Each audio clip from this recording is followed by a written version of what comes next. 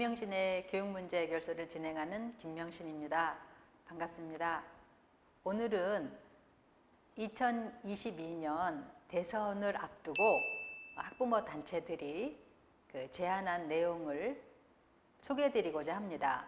이 내용은 지난 8월 달에 더불어민주당 교육특별위원회가 학부모와 함께하는 공감 소통 한마당에서 각 단체 대표들께서 말씀한 내용을 편집한 것입니다.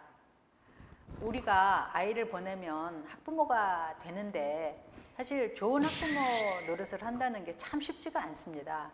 여러 가지 경쟁 상황에 내 아이가 일단 잘 적응을 해야 되고, 그 다음에 학부모로서의 크고 작은 그런 욕망들이 있고, 그렇기 때문에 아이가 잘 학교에 다니는 게 우선 학부모로서 가장 큰, 친구들과 잘 놀고 그렇게 선생님 말씀 잘 들으면서 책임감 있는 그런 성실한 아이로 성장하는 게 학부모로서의 1번 책임이지만, 또 이 현실을 무시할 수 없는 거라서 여러 가지 입시 현실은 때문에 학부모들은 계속 불안해할 수밖에 없는 상황입니다.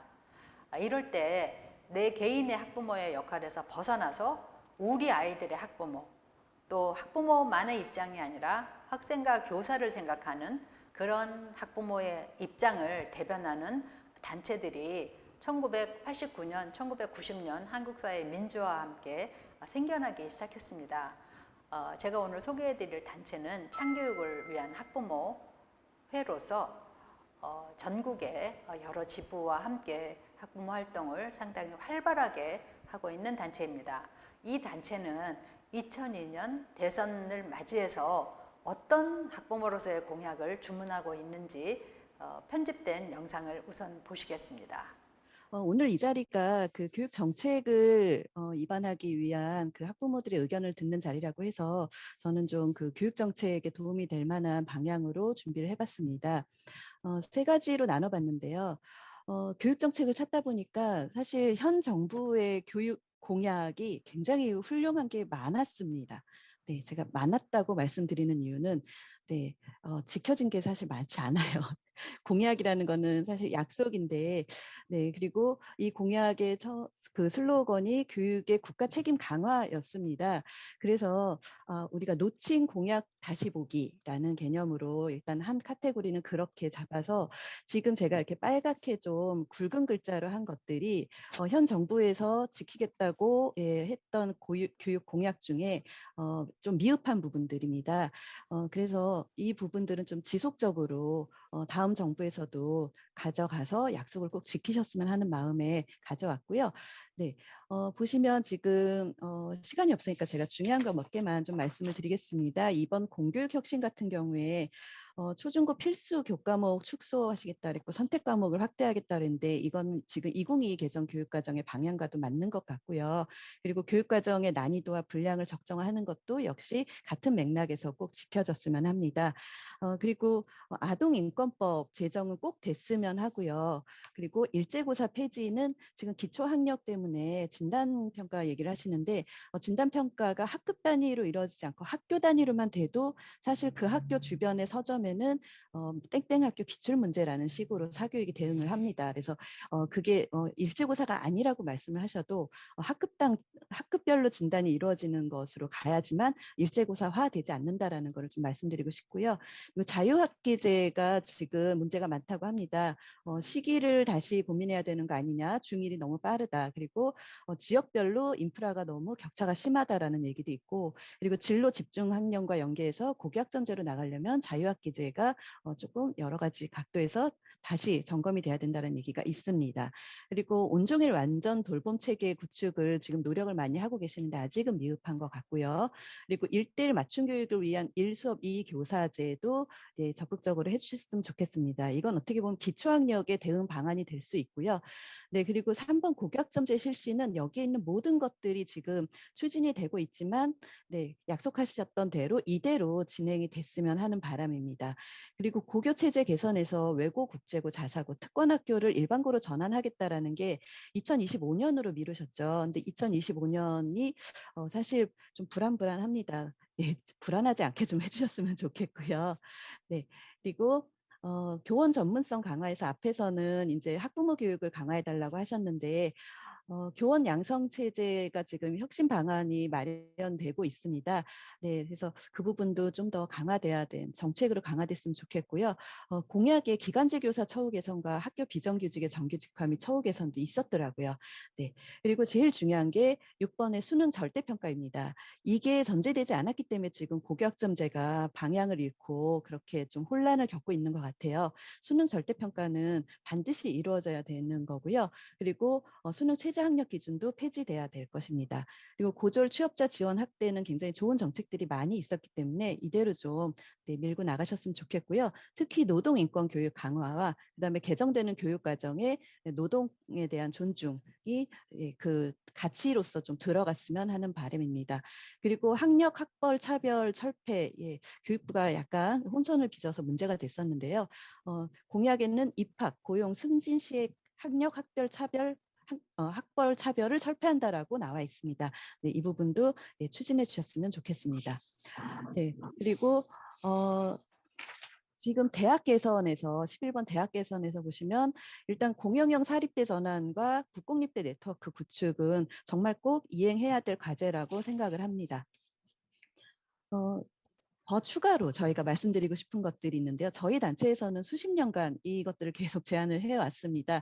일단 학생인권법 제발 제정이 돼야 됩니다. 학생인권 조례가 지역별로 굉장히 좀 어려움을 겪으면서 만들어지는데 편법으로 만들어지고 있습니다. 제주 같은 경우는 학생인권 옹호관도 없는 상태로 지금 네, 이렇게 짜맞추기식으로 결국엔 그렇게 만들어지고 있는데 더 이상 학생인권 조례가 아닌 상위법으로 네, 학생인권법을 제정해 주시길 바라고요. 그리고 18세까지 무상교육, 무상의료는 어려운 것이 아닙니다. 우리나라 그 조세나 이런 것들을 고려해 봤을 때 유독 투표권이 없는 18세 미만 학생들에게는 국민으로서의 그런 복지가 제대로 보장이 안 되는 것 같아요.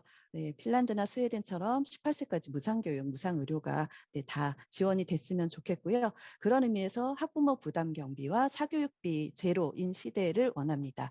네, 그리고 사립이든 공립이든 일반고든 직업계고든 차별 없이 맞춤형 지원이 있어야 되겠고요. 그리고 아동 무상의료법이 제정되었으면 합니다. 지금 일부의 지자체에서는 그 아동 안전법이라든지 아동의 뭐 성남시 같은 경우는 개인 부담금 100만 원 이상일 때 성남시가 지원해 준다라는 그런 무상의료에 대한 그런 지원책이 있는데요. 이게 국가 차원에서 아동 무상의료법이 제정이 됐으면 하고요. 그리고 학교 안전공제의 그 개선 토론회에서 늘 나오는 얘기입니다. 성인의 그 건강보험공단처럼 아동도 건강안전보험공단 식으로 좀 격상을 해야 된다. 그리고 학교 안전사고에 들어가는 비용은 어떤 건 주고 어떤 건 안 주고가 아니라 학교를 가야 되니까 가는 거잖아요. 그래서 학교 안전사고 비용은 100% 그냥 다 지원을 해줘야 된다. 예, 라고 말씀드리고 싶고요. 그리고 차별금지가 법제화돼야 됩니다. 지금 차별금지법이 입법이 돼 있는데도 계속 통과가 안 되고 있잖아요. 예, 그래서 학력과 학벌을 포함한 차별금지법이 제정이 돼야 되고요. 그리고 동일노동 동일임금법이 제정돼야 된다고 생각합니다. 네. 그리고 대학 서열 해소가 돼야 되죠, 당연히. 예, 그러기 위해서는 대학 입시 자격고사와 네, 반드시 돼야 되고요.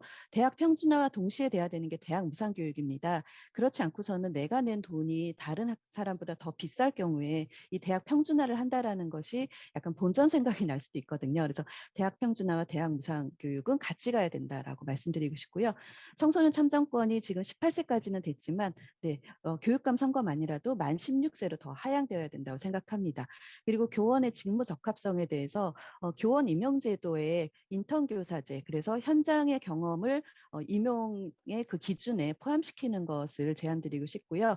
그리고 중대범죄 교사는 교직으로 복귀가 불가했으면 좋겠습니다. 소청 심사로 해서 몇 년을 질질 끌면서 계속 교직에 남아있는 경우가 있거든요.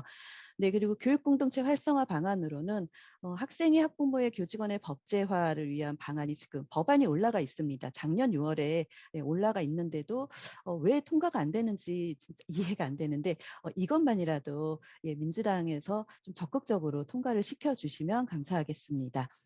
네. 그리고 학부모 교육 말씀하셨는데 저는 조금 이제 그거는 당연히 그래야 되고 교육 과정이나 정책에 대한 문해력을 위한 학부모 교육이 돼야 되고요. 그리고 직장에서 당당하게 학부모 교육을 위해서 월차나 반차를 낼 수 있고 예, 사진이나 이런 것들로 간소하게 증빙을 제출을 하면 이게 공적 활동으로 인정이 되게끔 예, 사회가 그렇게 바뀌면 좋겠습니다.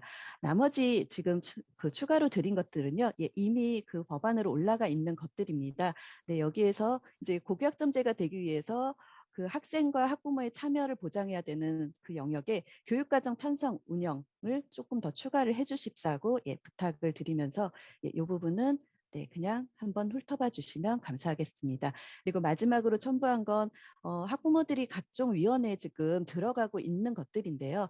형식적으로 들어가 있는 위원회가 굉장히 많습니다. 그중에 급식소위원회나 예결산소위, 그리고 학교교육과정위원회, 네, 그리고 방과 후 학교위원회, 돌봄까지 포함한 이거 4개 정도는 예, 필수적으로 학부모를 구성하게끔 의무화해 주셨으면 좋겠습니다.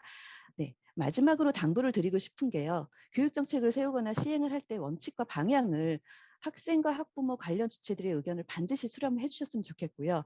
이 정책이 학생에게 어떤 유익을 줄 것인지 학생 중심으로 사전 영향 평가를 반드시 거치셨으면 좋겠습니다. 그래서 학생을 중심에 둔 교육정책이어야 되고요. 네, 학생이 없으면 학교도 없고 교육도 불가능합니다. 네, 이상입니다. 네, 문재인 정부가 처음에 공약한 공약 중에서 아직까지 미진한 부분, 그리고 학생이 중심이 되는 학생 사전 영양 평가제, 그리고 무상교육, 무상의료로 이어지는 교육복지 시스템, 그리고 또 자유학기제라든가 또 인턴 교사제처럼 교원의 양성과 임용에 큰 변화를 요구하는 학부모들의 목소리, 그리고 선거 연령을 지금 16세로 좀 더 18세에서 하향 조정해서 적어도 교육감 선거만이라도 학생들의 목소리를 내도록 하자라는 여러 가지 주장들 잘 들으셨나요? 이러한 학부모들의 목소리가 대선 공약에 잘 반영되었으면 합니다. 이상으로 오늘 김명신의 교육문제 해결소 마치도록 하겠습니다. 감사합니다.